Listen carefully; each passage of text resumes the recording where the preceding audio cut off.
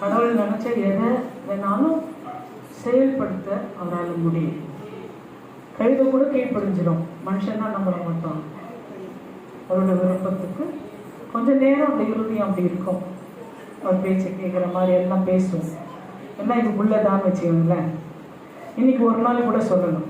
ஆனால் நாளைக்கு எப்படின்னா நம்ம இறுதியும் நம்ம மைண்டு தானாக ஏதோ ஒன்று என்ன பண்ண ஆரம்பிக்கணும், அதுவாக யோசிச்சுன்னு கணக்கும். பார்த்துருக்கீங்களா?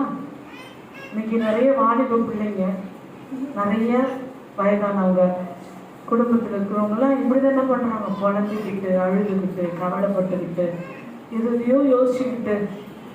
அவங்களுக்கு யாருமே என்ன இல்லை, இவங்க எதுக்குமே தன்னை என்ன பண்ணுறதில்ல, எதுக்குமே இவங்க தன்னை என்ன பண்ணுறதில்ல, நன்மைக்கு ஒப்பு கொடுக்குறதில்ல, நல்லதுக்கு ஒப்பு கொடுக்குறதில்ல. எனக்கு எது நான் ஆகிட்டோம், எனக்கு எது நான் நடந்துடும், நான் இப்படி இருக்கிறேன், என் வாழ்க்கை எப்படி இருக்குது, என் பிள்ளைங்க வாழ்க்கை எப்படி இருக்குது அப்படின்னு குடும்பமாக சூசைட் பண்ணிக்கிறாங்க.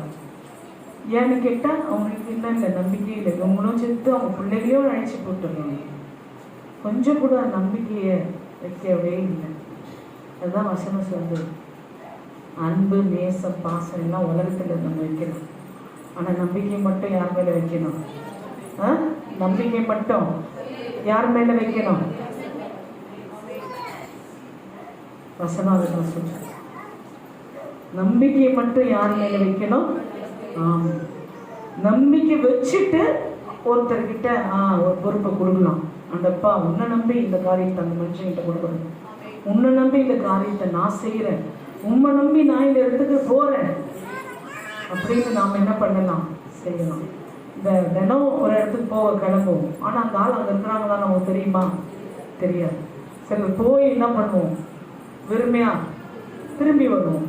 அப்போது முன்கூட்டியே ஆண்டுகிட்ட நான் போகிறப்பாங்க, அவர் எந்த வேலையாக இருந்தாலும் அவங்க கொஞ்சம் நிறுத்தி வைங்க அப்படின்னு சொன்னால் நம்ம நடை என்ன பண்ணுமா, வாய்க்கும். வசனம் தான் சொல்லும், உன் நடைகளை வாய்க்க பண்ணுகிறவர், உன் நடைகளை வாய்க்க பண்ணுகிறவர், ஒருத்தருடைய கண்களில் நமக்கு கிருபை செய்கிறவர், எல்லாம் அவர் தான். நம்மளால ஒண்ணுமே நம்ம என்ன பண்றோம், முடியாதுன்னு ஆன பிறகுதான் யாருக்கு கொடுக்குறோம், முன்னாடியே என்ன பண்ணணும், கொடுத்துட்டா தோல்வியே நமக்கு இல்லை. எத்தனை பேர் விசுவாசிக்கிறோம்? தோல்வியே இல்லாம இருக்கணும்னு என்ன பண்ணணும், முதலாவது கர்த்தரிடத்துல அந்த காரியங்களை சொல்லிடணும். வசனம் சொல்லுது, என்ன சொல்லுது, உன் வழிகளை கர்த்தருக்கு ஒப்புவித்து, அவங்ககிட்ட ஒப்புவித்துனா சரண்டர் பண்றது. நான் நினைக்கிறேன் ஒப்பிச்சிரு, என்ன பண்றேன், நீங்க எங்க போகணும், இவங்களை பார்க்கணும், இதுதான் இன்னைக்கு நடக்கணும், ஒப்புவித்து அவர் மேல் நம்பிக்கையாயிரு. அவரே காரியத்தை, கடவுள் தான் ஒரு காரியத்தை வாய்க்க பண்ண முடியும். தவிர நீ யாரையும் நம்பி இருக்கிறியா? அவங்களோ இல்லை எனக்கு இன்னைக்கு வந்துரு நான் கொடுத்துடுறேன்னு சொல்லிட்டாங்க, இன்னைக்கு கிடைச்சிரும்னு சொல்லிட்டாங்க அப்படின்றதெல்லாம் நினைக்காத.